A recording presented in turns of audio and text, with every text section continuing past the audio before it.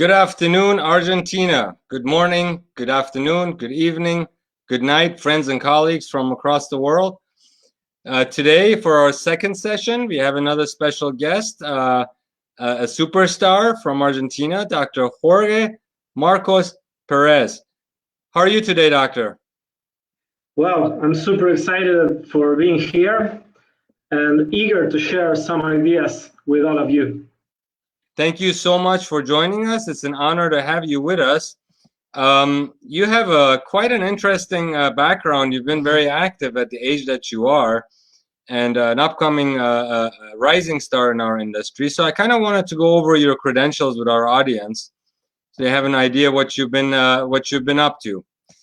Dr. Perez is a 34-year-old Argentinian DDS who graduated from the Universidad del Salvador with the gold medal distinction for reaching the highest average of his promotion.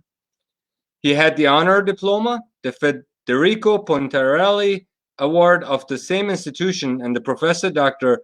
Guillermo Deza Award from the Argentinian Dental Association. Dr. Perez is a specialist in oral implantology of both Universidad del Salvador and the Argentinian Catholic University. He's a specialist in public health management from the Dental Argentinian Association and has a title of Professor in Dentistry of Universidad del Salvador. He has been teaching oral implantology since 2011 and is the present moment is an associate professor of that university. He worked in the creation of the degree career of dentistry in the Argentinian Catholic University. Designer of an innovative dental implant, founder and director of Biospatum, company that supplies dental implants, prosthetics, and prosthetic components and instruments all over Argentina. Wow, you practice, you have all of these things going on. Amazing. I love innovators in our profession. National and international speaker of guided bone generation, surgical techniques for implantology, and blood concentrates since 2015. Traveled hundreds of thousands of miles in his speaking activity and dedicated more than 100 private courses. He pioneered and prompted the use of PRF in Argentina, Bolivia, Peru, and Uruguay. His goal is to adapt the dentistry learned from the first markets to the emerging markets, so that quality dentistry can be reached the highest number of possible people. Well, I gotta tell you, Dr. Perez, you are at the right platform at the right time, because the goal of this peer-to-peer project is to reach the most distant doctors that don't have the access to all of this knowledge and can't travel and go to all of these different conferences. We welcome you and thank you for your participation and representation of Latin America, South America, and specifically Argentina. With that said, Dr. Perez, I'm going to go ahead and turn it over to you. Okay, thank you very much once again, and let's start.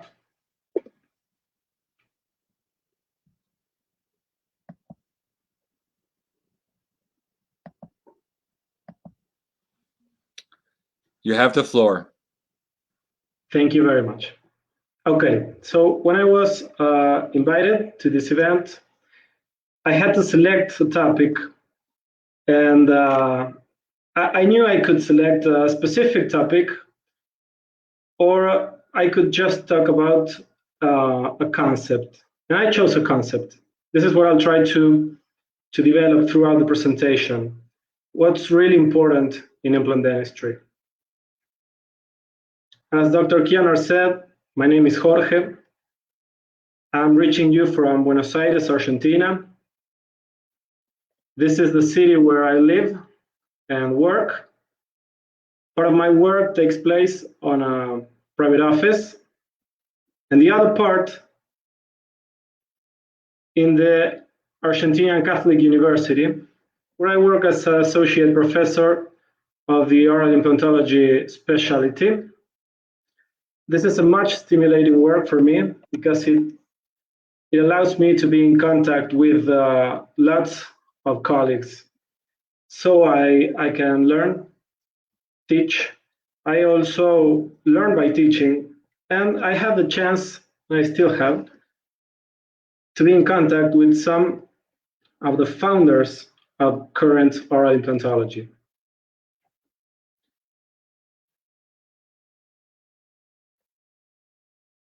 I believe most of us know this sport. Nowadays, it's kind of popular, common. It's called mixed martial arts, and it's a fighting sport. It looks like this today, but back when it started in '93, it was kind of different.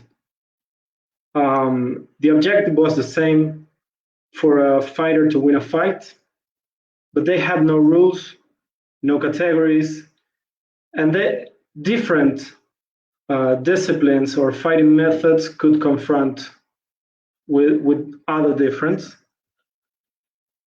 And besides of winning a fight, they were also trying to determine which was the best fighting method, which was the most effective one.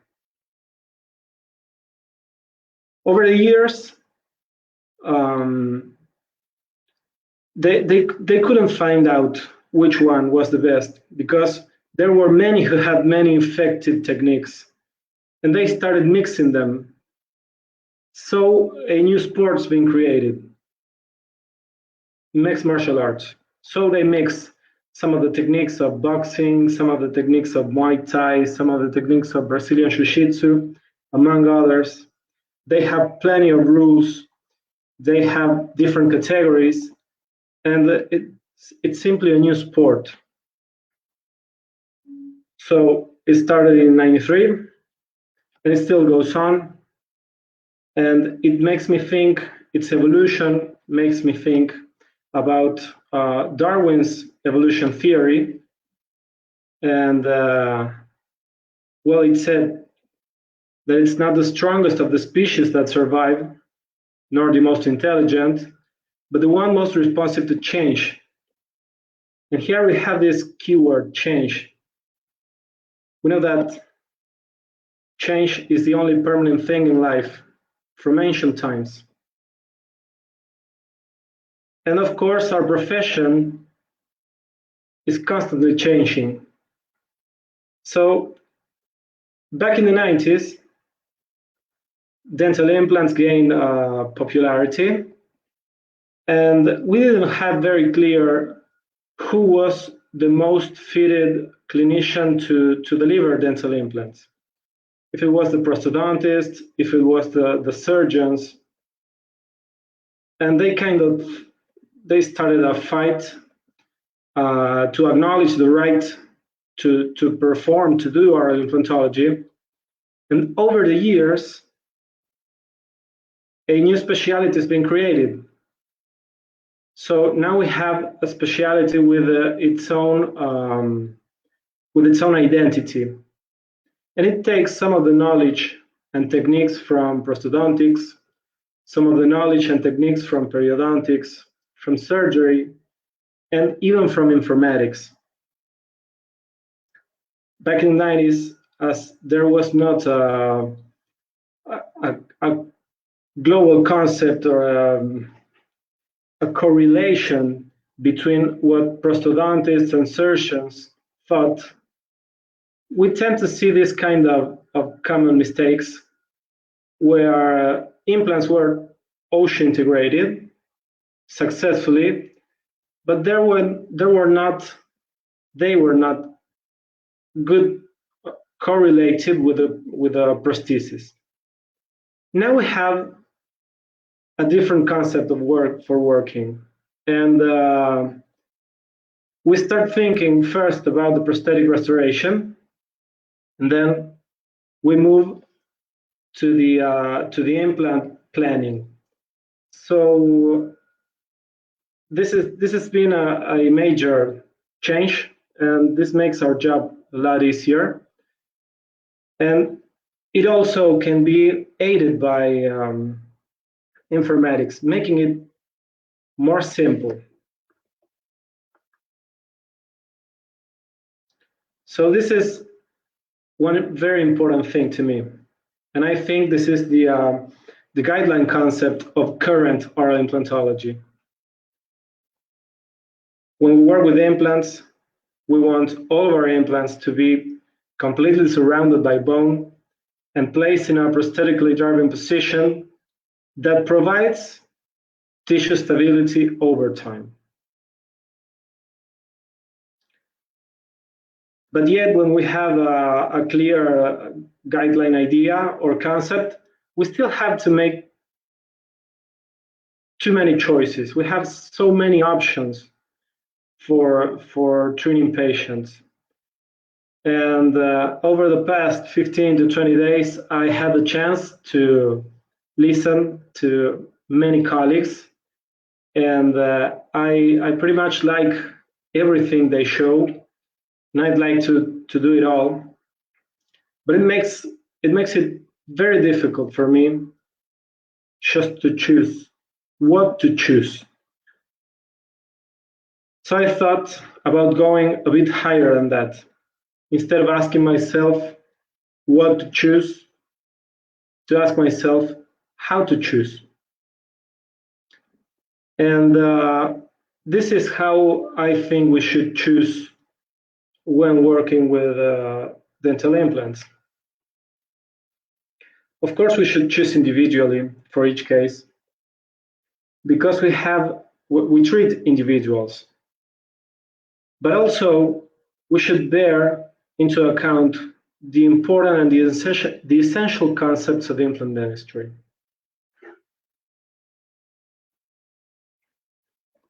Here we have 7 global consensus key points that I consider to be the important concept of current implant dentistry. We already talked about the correct 3-dimensional position of the implant.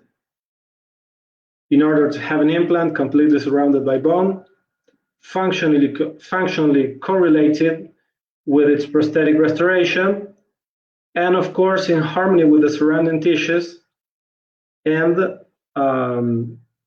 in correlation with the antagonist tooth. Also, nowadays, we know that conical connections are superior because of their mechanical behavior and because there are no gaps when you work with conical connections. We also know that machine abutments fit better, and they are more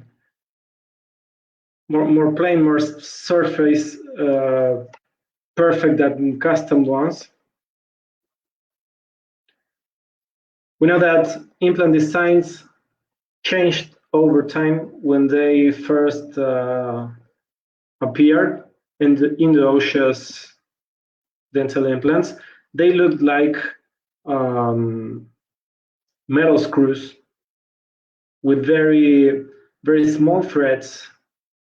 And now we have changed generally to these designs where we have very big threads and very deep ones in order to be able to optimize the primary stability of our implants. That maximizes the choices that we can take when we work with implants. So we can make a delayed load, or perhaps an immediate load, or immediate implantology, all based on the design. As you can see on the left side, there is an MK3 brandmark implant, and on the right side, one of our own company's implant, which has such aggressive threads to optimize primary stability. There is also consensus about growth factors. We know that autologous growth factors enhance the healing processes.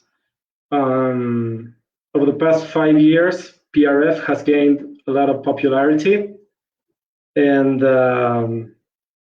this is another consensus key point I think that is very important to take into account while working. Back in time, some people used to defend that the support for soft tissue depended only on the bony structures. But now we know that it not only depends on the underlying bone structure, it also depends on the prosthesis. So whenever we work, we create emergency profiles to provide support for the soft tissue. And of course, informatics aid our job.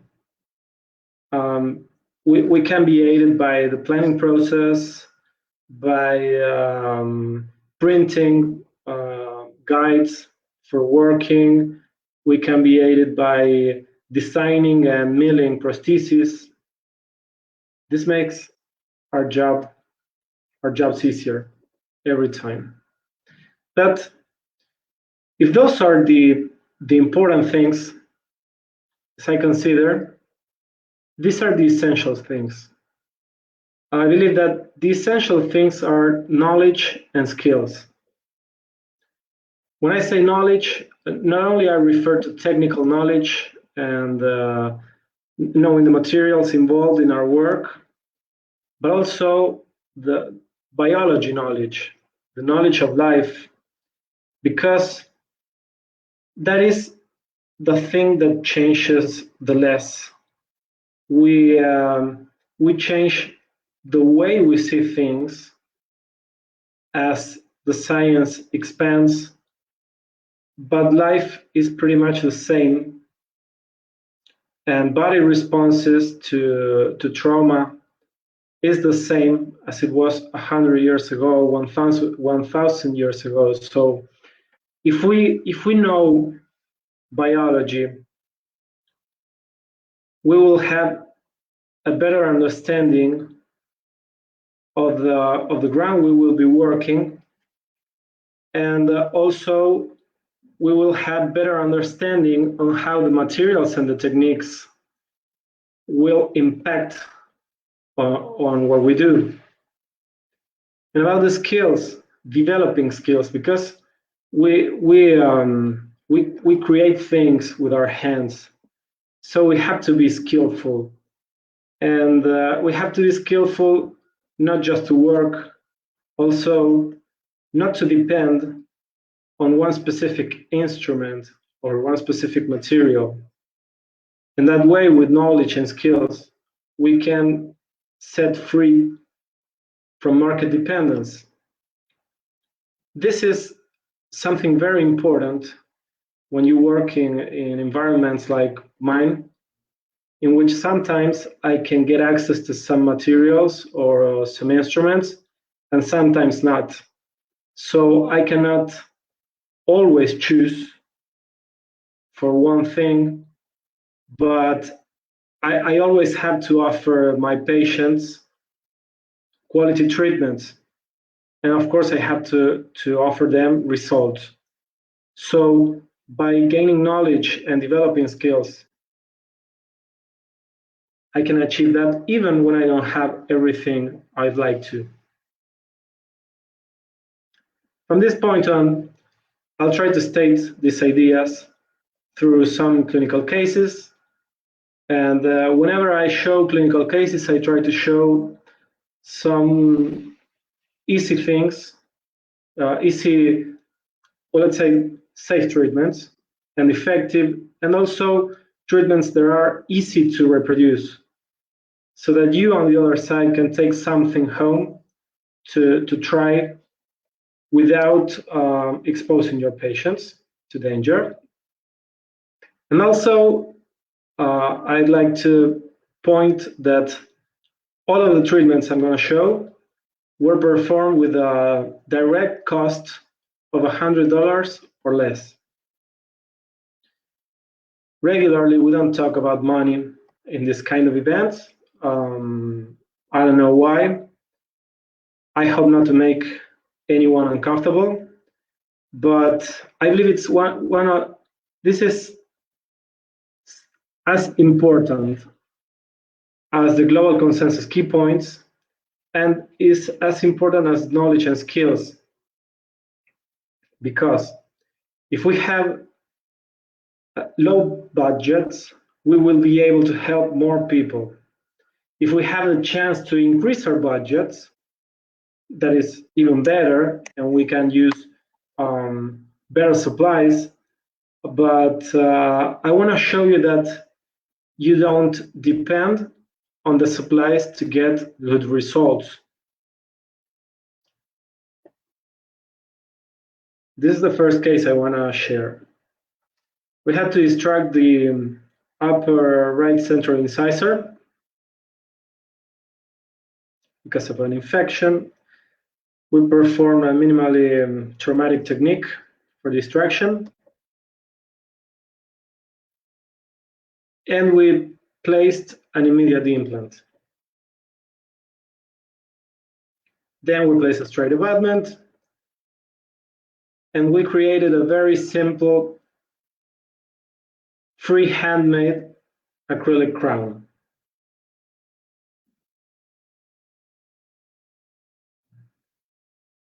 Connected both structures. And this is the initial final result, initially after surgery.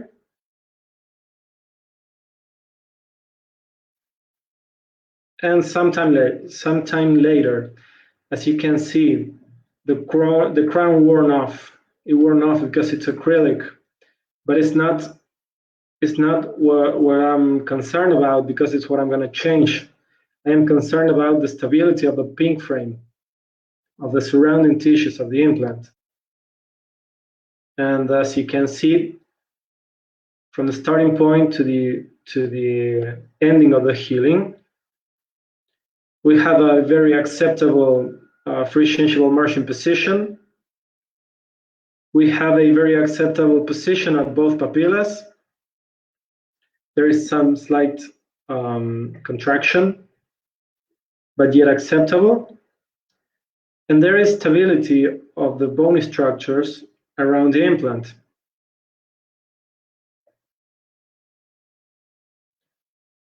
We have good color and texture of the gingiva. And we have an acceptable vestibular volume.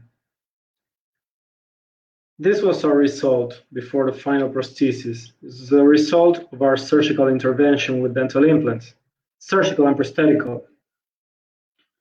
I want to say we didn't use, in this case, any grafting materials. We didn't do soft tissue grafts. And of course, we didn't use any complex surgical techniques.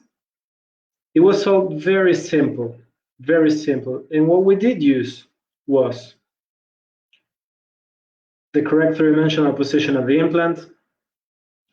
We used the machine abutment to keep a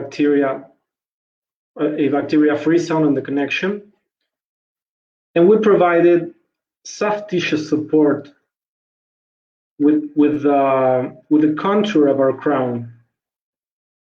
So I think perhaps we could have achieved a better result, but just slightly better, because I believe it's very acceptable, and we used the minimum possible things to achieve this. But above all things, what we use was knowledge and skills.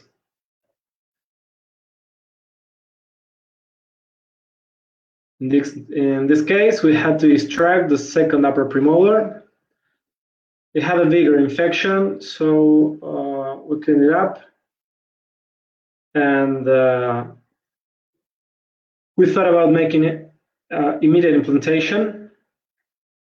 And as there was a big gap between the socket and the implant, we filled the gap with PRF.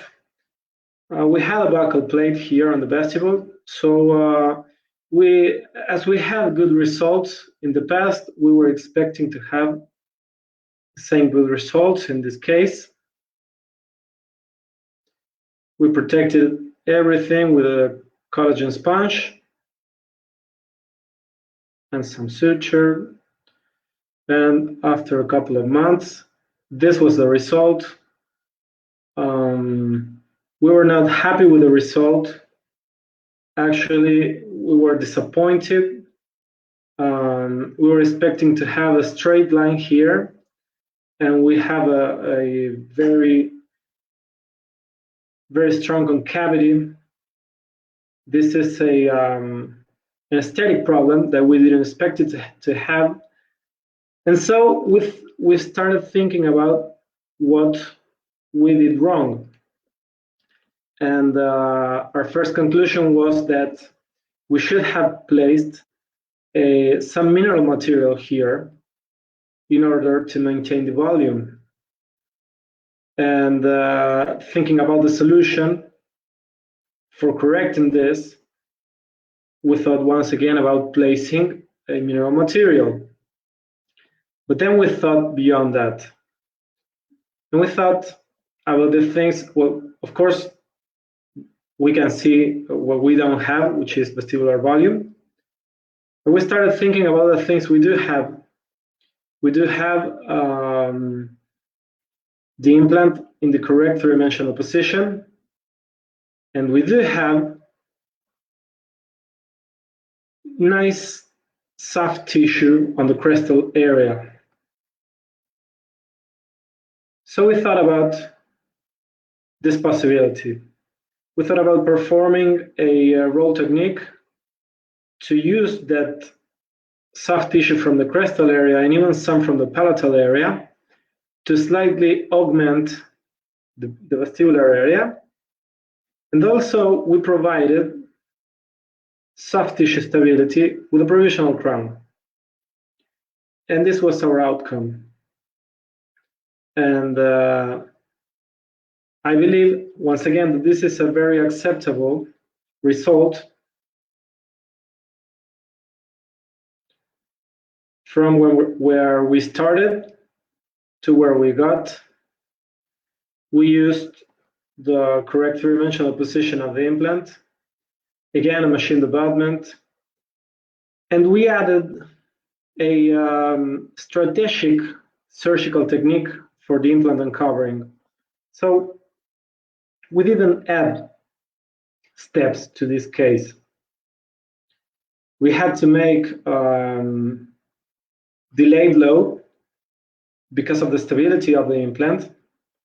So just when we had to uncover the implant, we just slightly changed the technique. But as you can see, again, more than relying on the products, relying on our knowledge and technique, and our skills, is what helps us to get to good results in the easy way. This case is kind of similar to the anterior one, but of course in the lower jaw. And we had no buccal plate at all. So that makes it different. And also, we didn't have much space below the socket because of the alveolar nerve and the mental foramen. So we did something different. In this case, we decided to make a socket preservation technique, and we used some grafting material, some mineral grafting material, mixed with PRF to create some sticky bone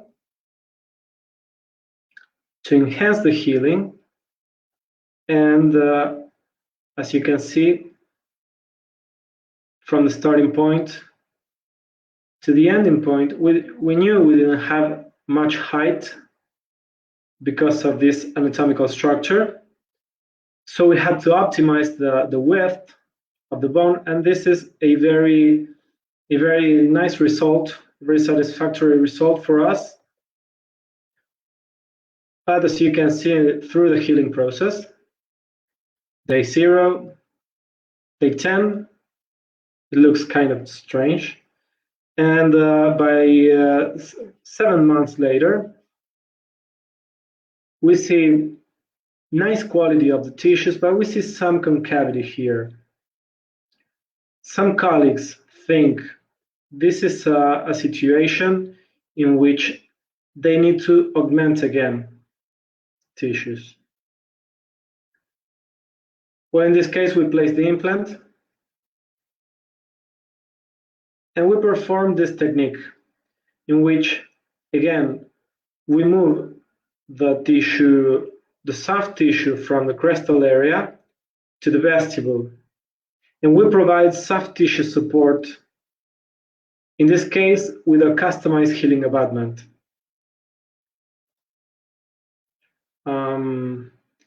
We regularly use this pattern I created with my computer and a free software and my 3D printer to create this kind of customized healing abutments. In my pattern, I have the shape for incisors, canines, premolars, and molars for the upper and other for the lower. And I have the space to place an analog, an implant analog, then some PIC abutment, or even sometimes some UCLA plastic abutments. I fill the gap with flowable composite, and I get the shape, the desired shape. Well, this is for the prosthetical technique, the indirect impression. And then, as you can see from the starting point to the final point, where we have a nice, stable, and strong soft tissue contour on the vestibule. So again, we use autologous growth factors. We use grafting materials, the correct three-dimensional position for the implant, a strategic uncovering technique, and soft tissue supportive customized healing abutment. And again, we used very little supplies, very simple supplies, but we maximized our knowledge and skills. This next case, it's even more complex because not only we lacked the buccal plate, but also we lacked the soft tissue. So we had a couple of possibilities in mind for our treatment plan, but we choose to innovate a bit by using PRF, and we decided to fill the socket with some mineral grafting material. Then we covered it with one PRF membrane first, and then with a second one sutured to the contour to provide stability and to protect the interior material. And after some time, we found this. You can see the native bone on the mesial, distal, and palatal aspect, and the newly formed bone, still with too much residual material, but bone at last in between particles. So that bone allowed us to make a very small ridge technique to place an implant, and then we regrafted with some sticky bone and PRF. We overgrafted, and we waited again for a couple of months. As you can see, after healing, we don't have here the convexity we would like to have, but we have a nice strong fibrous keratinized tissue. And again, we thought about moving it to the vestibule. Strategically, at the moment of the uncovering of the implant, moving it to the vestibule, and provide it with support from the contour of this very simple handmade acrylic crown. Again, the machine abutment, the contour of our handmade acrylic crown in position. And this is the healing. This is still work in progress, but from the initial situation to this situation, I think we achieved a very acceptable result. We are happy with this result. And again, we used the important and the essential.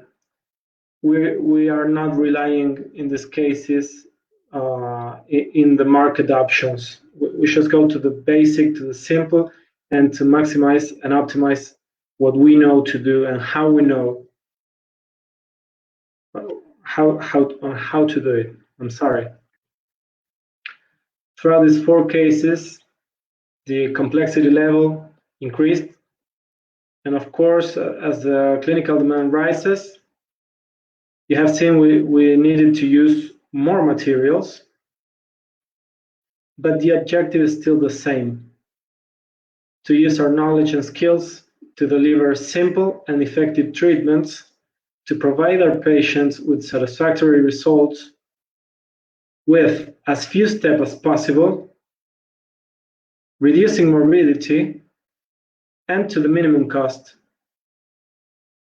So that way we will be able to help more people get their treatments done, get their needs satisfied. I saved 2 more cases of different nature, of course always with dental implants, but I saved these 2 cases in which we worked with a fully digital workflow to state that it's not that expensive and it's not that difficult to work digitally. And digital technology has so much to offer to us as clinicians. So in this case, we started with CBCT. We overlapped a surface scanning with a CBCT. And our main concern here was that we didn't have that much mesial-distal space. It was not the space for just 1 tooth, but it was barely enough for 2. So I thought I was not confident working free-handed in this case. Then I thought about using digital technology to aid my work. I digitally planned the position of the 2 crowns, and then I placed the implants in the CBCT in correlation with the crown and with the surrounding tissues, as we said in the beginning, and also in correlation with the antagonist.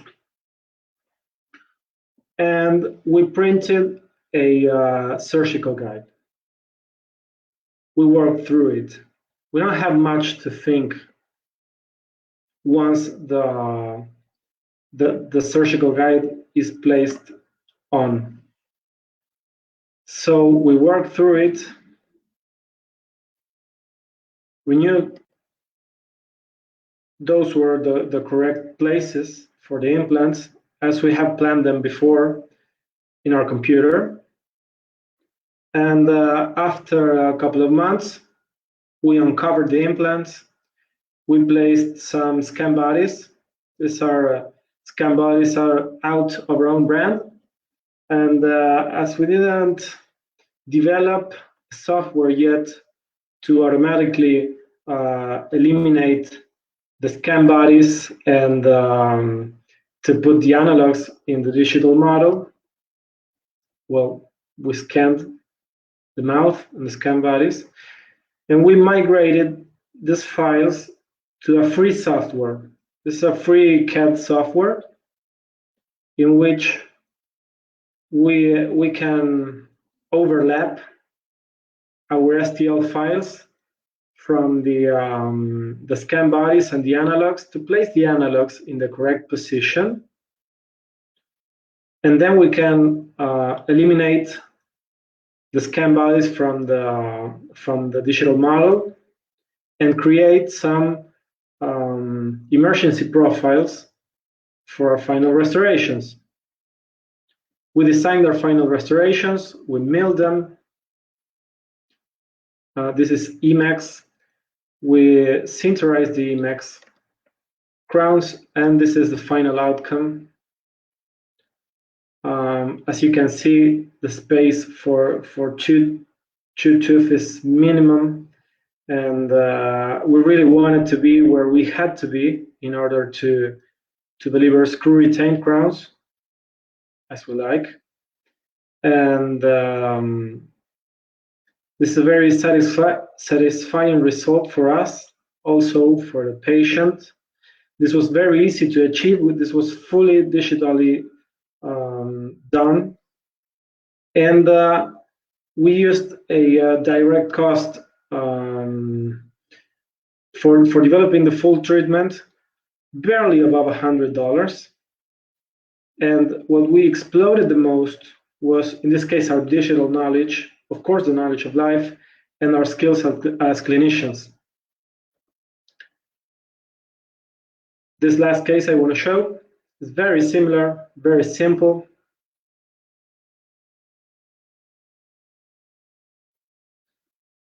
We planned the implant position regarding the crown position, created a surgical guide, printed it, worked through it, worked flapless again. You can see the position of the implant in the CBCT and the overlapping of the clinical image, showing this kind of correlation, which is so satisfactory. It is so nice to see this, and it is so difficult to achieve this free-handed. Surgical guides make our jobs very easy. Then again, the scanning, the scan body, the migration to this free software. Using the free software, we created this emergency profile as we wanted to achieve.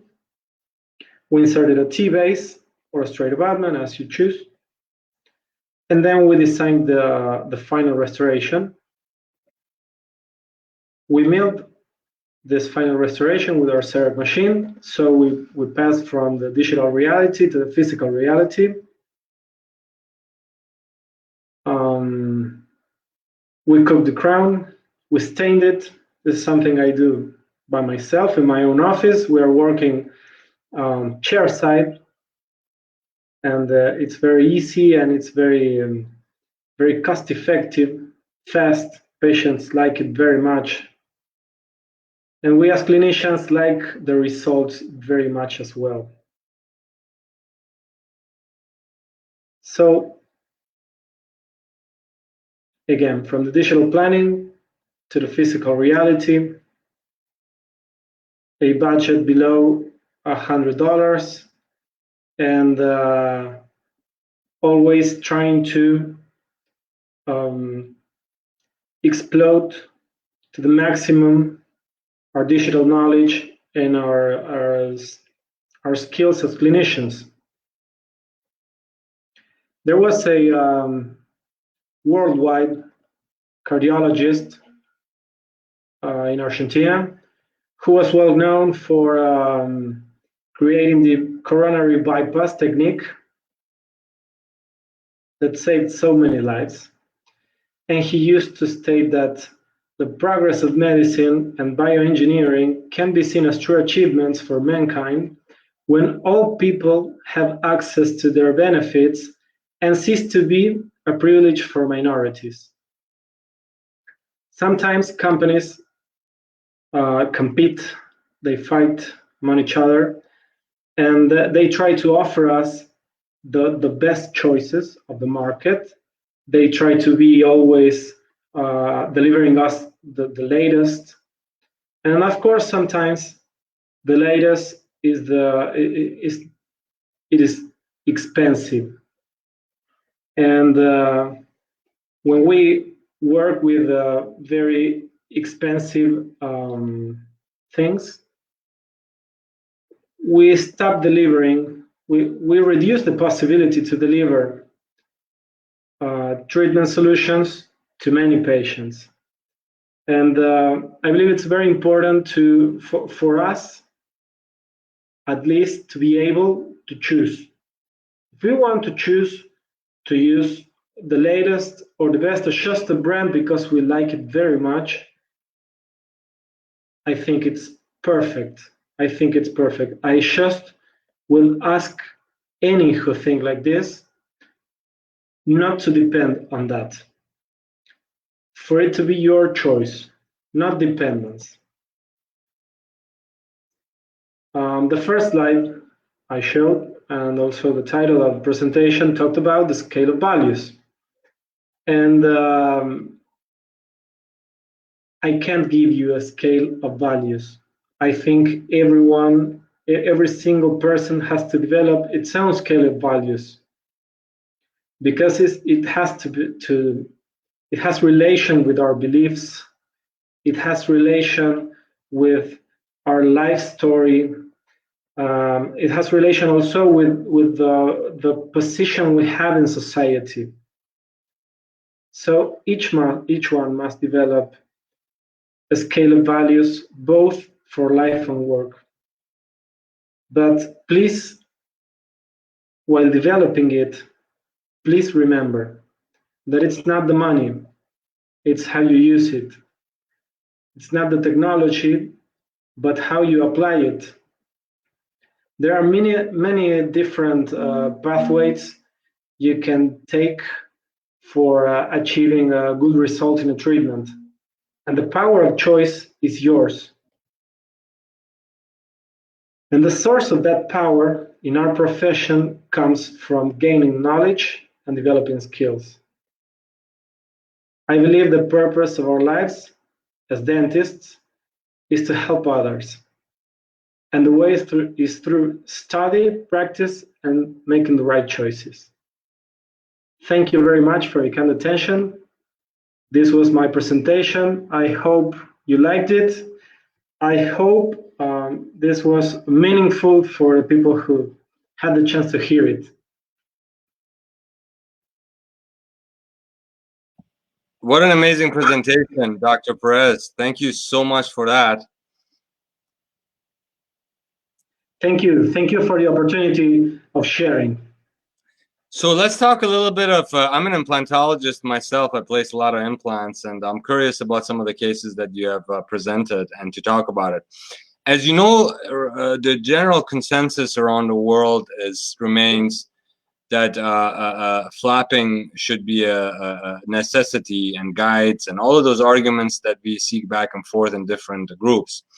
Now, I saw a unique case where you did a flapless surgery and you used the guide, and I presume the teeth were utilized as a reference point for the depth of your burr in the digital flow study. What if you're in an edentulous space? How are you going to accommodate for the soft tissue if you're going to go flapless? Well, the cases of edentulous patients are more difficult to plan digitally. Of course, not impossible, but you have to put more information in your computer. And of course, you cannot deliver fixed prosthesis in every case. Sometimes if there is lack of not only soft tissue support for the Shinshira, if there is lack of soft tissue for the contour of the face, for the lips, for instance, you might need another kind of prosthesis, like a detachable prosthesis with a flank. But it's much complex. It's much difficult, at least for me, to work with edentulous patients using digital technology so far. I don't know if I did answer the question. Yeah. I mean, the planning is getting better and better with other technologies that we can use to import information into the digital flow. I agree with you.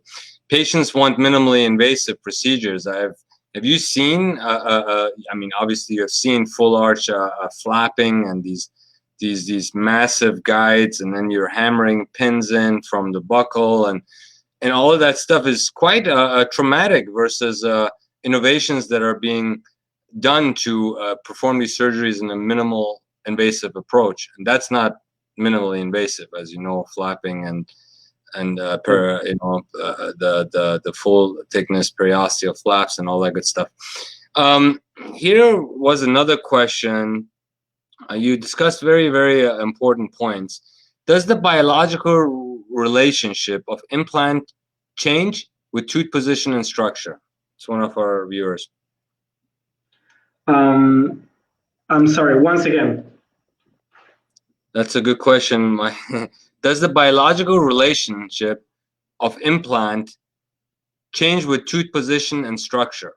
I assume has something to do with angulation and bacterial ingrowth and bone loss. What are your comments on that? Okay, well, it's what I try to state from the beginning. I mentioned the concept, but I didn't mention the specific technique about the three-dimensional position. Of course, it changes. If you go too apical, if you go too buccally, if you go too palatal, if you go to the mesial aspect, whenever you lack the correct three-dimensional position, there will be impact on the surrounding tissues. For instance, as you said, Dr. Kianer, if the inclination of the implant goes to the buccal, tissues will recede. That is a rule. So you have to provide the correct amount of space for tissues to be able to occupy, and that is what I meant very briefly about knowing the biology of the tissues where we work. Yeah, you know, a lot of our viewers are not as skilled of implantologists, and it's a huge void in our world where we need more and more people that place implants. So a lot of the stuff that you discussed today was very important. If you were a doctor and you go back into your shoes before you started implantology, what motivated you and how did you get started? Now, if I went back nowadays, Before you started implantology, what made you start implantology? Oh, before, well, actually, my dad is a dentist, and he also works with dental implants. So I was practically born in a dental office, and I always liked it. And above all things, I liked surgery. That is the truth. So I was there, not the way my dad used to do dental implants was not had not a big surgical background. So I wanted to develop that, and I was not sure if I should study maxillofacial surgery. And then I encountered this area of surgery, in dental implant surgery. I grew some with the grafting techniques, which I like so much. But this is the most exciting of all right now for me, is the possibility to connect prosthesis with surgery planning all together in my computer. This is the best. You can start practicing even without touching a patient.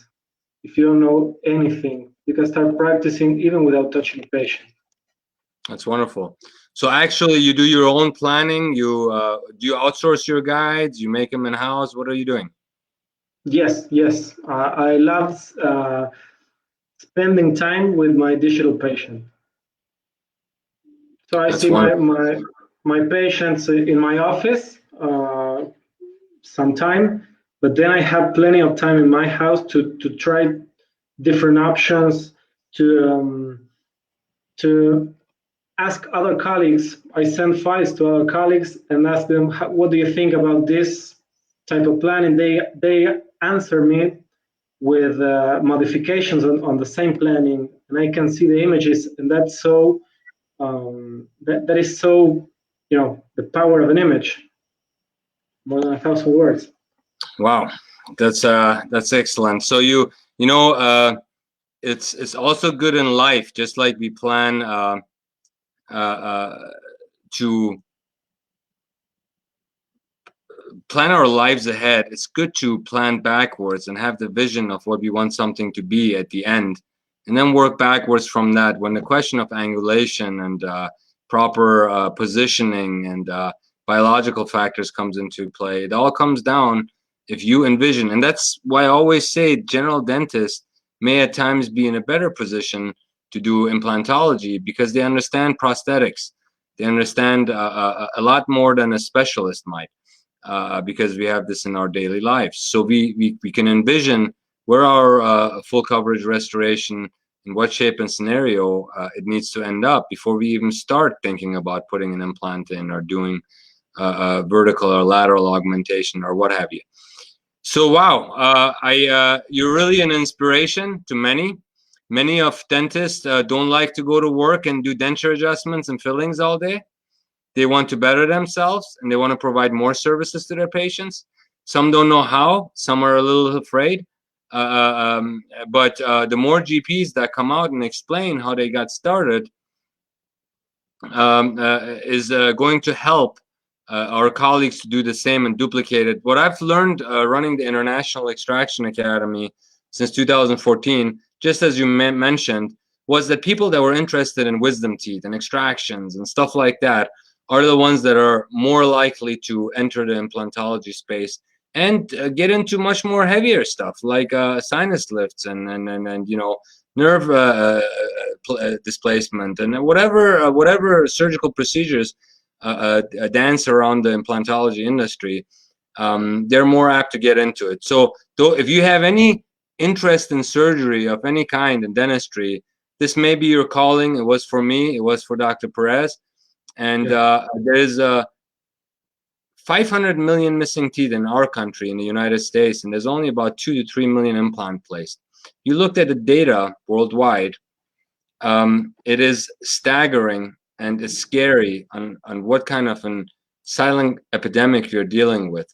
So the more of our colleagues step up to the plate and provide the services, there isn't enough oral surgeons and periodontists to care for these billions of patients. Actually, it's in the multi-billions. And I think it exceeds 2 billion people. And it's a great industry with a bright future. With that said, Dr. Perez, do you have one final message for all of our colleagues from across the world, from Argentina? Well, I'd like to repeat the same, just for anyone who has who's eager to grow, do so, and don't ever feel like you are like you don't have the chances, because you do. You don't need the market to be backed. You just need your knowledge and skills. That's right, knowledge and skills, and we need peers like yourself. Well, if implantology wasn't as accurate as it is, we're at 59 minutes and 30 seconds, quickly approaching the 60-minute line. So implantologists work very accurately. And with that said, as we are checking out, again, thank you for your time. Wish you a wonderful night in Argentina. And we very much look forward to seeing you once again on the show, perhaps the next Global Summit. And take care of yourself and your family. It'll be my pleasure. Thank you very much. Thank you all for sharing with me, and see you soon. See you soon. Take care.